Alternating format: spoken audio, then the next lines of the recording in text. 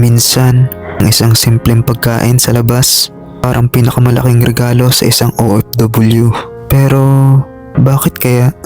Laging okay lang ako sa chat at video calls, pero sa loob ng kanilang puso may malaking puwang. Para sa kanila, ang bawat pagod, lungkot at sakripisyo ay hindi palaging nakikita.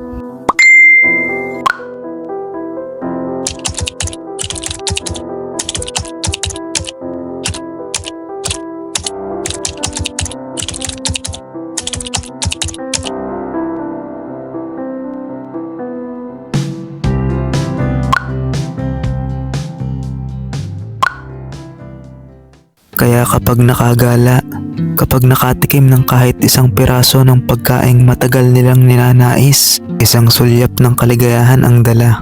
Di lang ito tungkol sa pagkain, ito'y parang pahinga sa mga alalahanin. Kahit saglit lang, pakiramdam nila, sila pa rin. Sila pa rin yung may karapatang maranasan ang saya.